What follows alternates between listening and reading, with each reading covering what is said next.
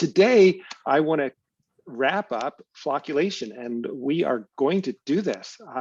I have been somewhat ruthlessly moving content out of my presentations and into like dead storage to make them shorter. So I've removed some more stuff out of this presentation. And so now we're gonna finally, maybe it feels like a long time, we're gonna finally jump into what are the steps required to design a flocculator. And maybe some of you are wondering, how did Monroe give us an assignment of designing a flocculator before we covered this part of the lecture?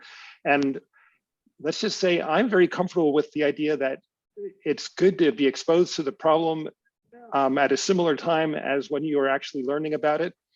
And it's absolutely fine to start diving into how to solve a problem without knowing how it's done, just by looking at resources like the textbook. And then hopefully that will make this talk today make even more sense because you've already thought about it a little bit. So for designing a flocculator, there are two conceptual paths for how you would do the design. The one approach is you start with the tiny details. You start with designing one space, between two baffles, and you design the dimensions for that space. And you ignore all the rest of the details. You just start there. And then once you've started there, you figure out what the spacing is going to be, and then you can figure out what the residence time is, and then in that one baffle space. And then eventually you can figure out how many of those baffle spaces you need to have in a flocculator. And so you can build up from the little to the big, okay? In that approach, if there's an external constraint, like it would be nice if the channels were this wide, or it'd be nice if the channels were this long, it's not easy to incorporate that constraint. So the other approach is to start from the very big picture and then work down to the small details. And I was reflecting that we actually do, depending on which kind of flocculator we're designing, we use both of these approaches. So the one that we use for the flocculator that we have used most in the Agua Clara water treatment plants, which I call a horizontal vertical flocculator. For that one, we use the top-down approach. But the design that you're doing for your design challenge, I'm thinking that's more like the bottom up. So you can think about that. I think that one is actually a bottom up design where you designed a space around one baffle, and then you figure out how many of those you need, and from that you figure out how big the tank is. So both approaches have merit, and I'll go into a little more detail about how we do the top down, but it's not so dissimilar between these two approaches. Here are the equations that we get to use to design flocculators. So these are like the core ideas. One is that we can connect head loss to a minor loss coefficient times v squared over 2. So that's the minor loss equation just written in terms of energy, because G times H is a potential energy. That's one equation. Next equation is that we can connect energy loss to a dissipation rate, where it's dissipation over the time at which that energy was lost. So that's GH is our energy that we're losing, and then it's lost over time theta, which is the residence time over which that energy has to be converted into heat. So that's a second equation. It's like another. It's a saying that energy is conserved. The third equation is about fluid deformation. So given a certain amount of energy dissipation, how much does the fluid deform? How much does this happen based on the fact that there's eddies that are dissipating energy?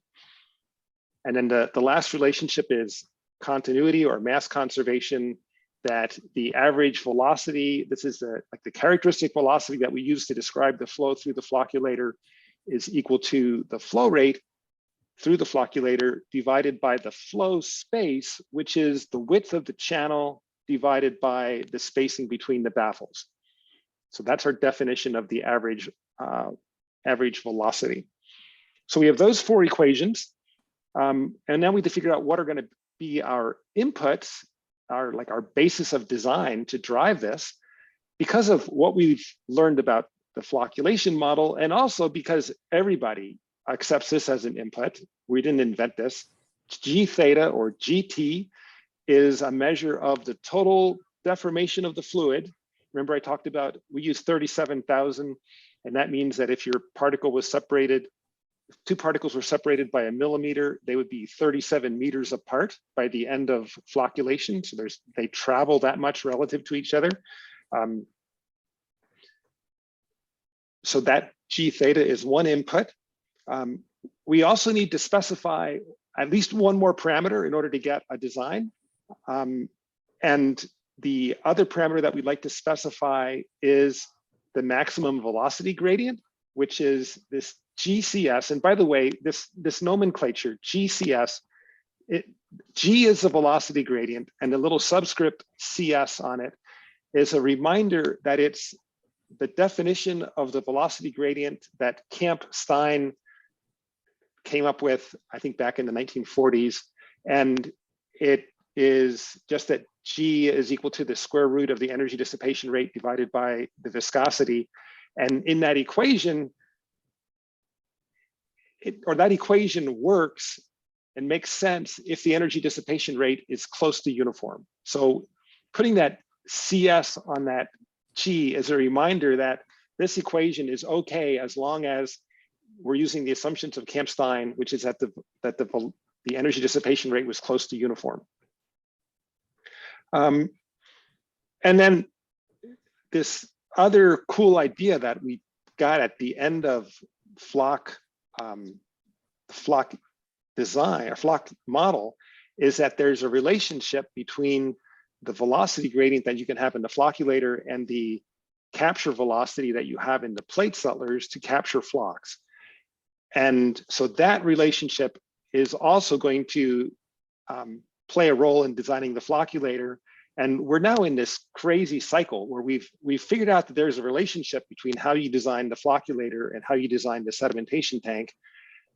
And so it's not clear who's the boss here, like which process gets to decide what their parameter is, because it's really jointly, they have to negotiate what the velocity gradient is and what the capture velocity is. So that is something that we're just figuring out how we're going to do that. And I wrote here, they have to be designed together. So flocculator design begins with three parameters. So that velocity gradient, the velocity gradient times time, which is the total deformation, and one more, the coldest operating temperature. So that ends up setting the viscosity, and that ends up being really important. With those three inputs, you can calculate the residence time. Actually, you only need two of them to calculate the residence time, because theta is equal to G theta divided by G. That's pretty clear, right? G theta divided by G gives you theta. And so that's the residence time. Wasn't that sweet? You immediately know what the volume of your reactor is, because the volume is Q divided by, or Q times theta. And then you can also, as an early step, you can calculate the head loss through the flocculator. And there's the equation. Head loss is equal to the velocity gradient times theta times the viscosity of the fluid, water, times the velocity gradient again, and divided by G. And you can play with that. And the only other thing on this slide that I want to stress is that if you go down to the very end, well, two things.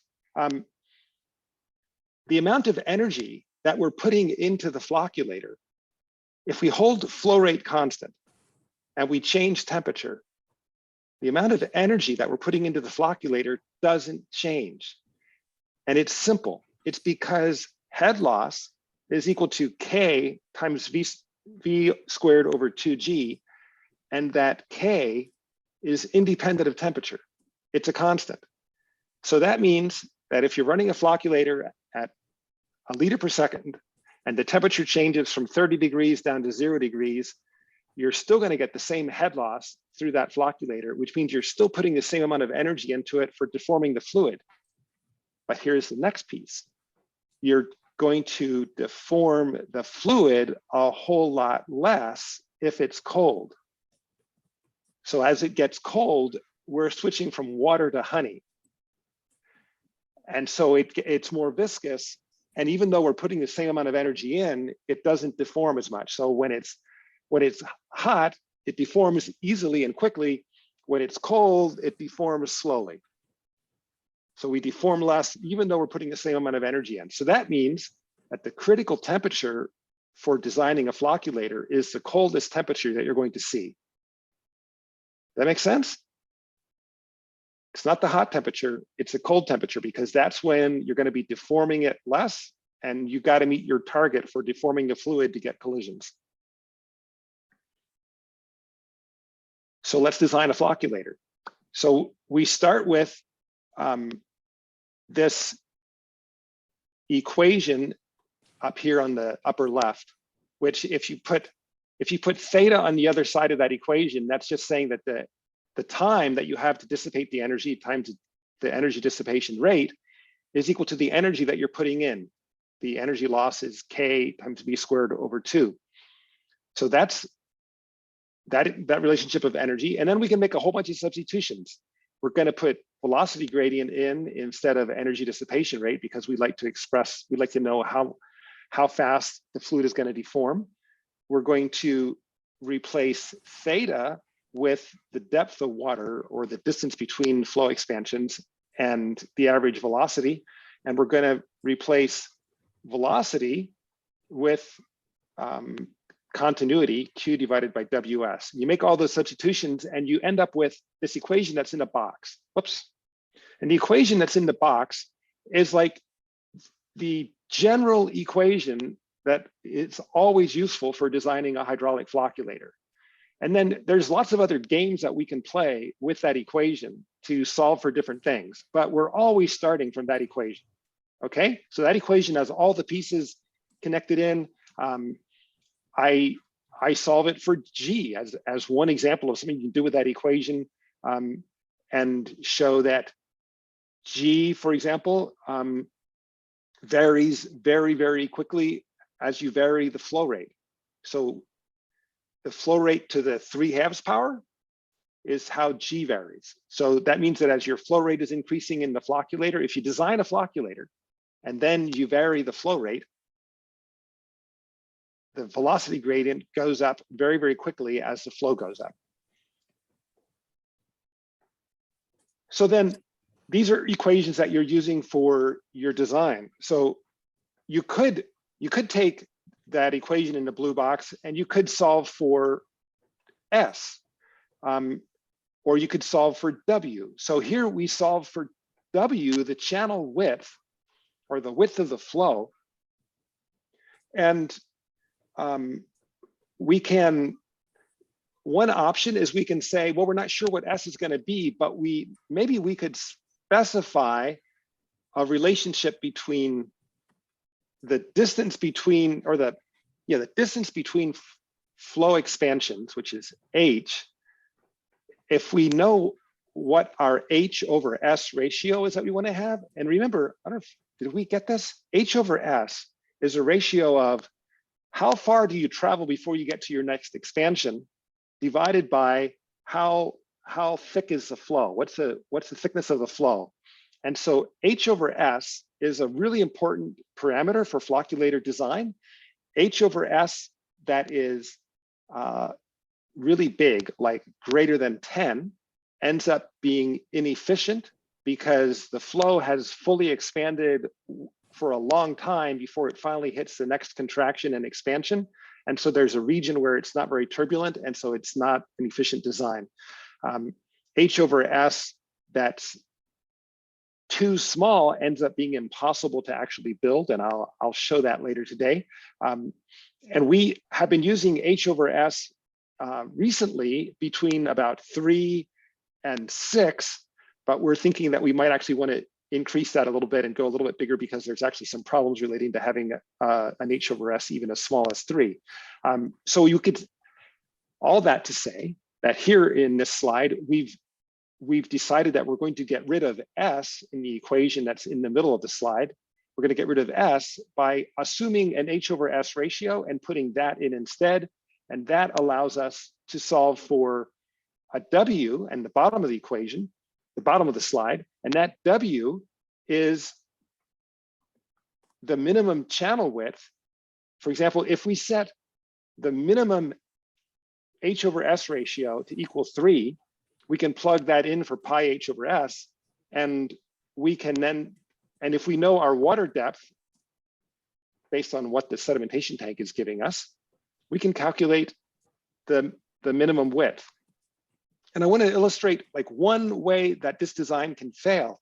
So if you look at the elevation view over here on the right, I have the red lines are illustrating the placement of baffles. And so I've created a design where it is, where H, the depth of flow, is 3S, where S is the distance between the baffles. So you see that? It's H is 3S. There's 3 little squares height to this system. And now I want you to think about what happens if I set H over S to 2.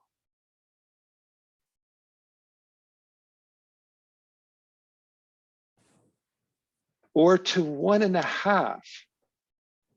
You see what starts to happen? The baffles start only poking. If I do H over S is 3, looks like this, where the baffles overlap. H over S is 2, they're going to be like this. And H over S is 1.5, they're going to be like this. And there's going to be a place in the middle where the flow can go right through without going around the baffles. You see it? You can't have H over S less than 2 and have it make any sense. I'll show you a design where they've tried that. So that's an absolute geometric constraint on how this would be done. And there's like a step-by-step path for designing a flocculator. But I feel like, I could talk about this, but I feel like this is better used as a reference that you read through this as you're designing and it guides you step by step, okay? I feel like if I'm just gonna talk you through that, it's gonna be like too much at once. So that's there for a reference.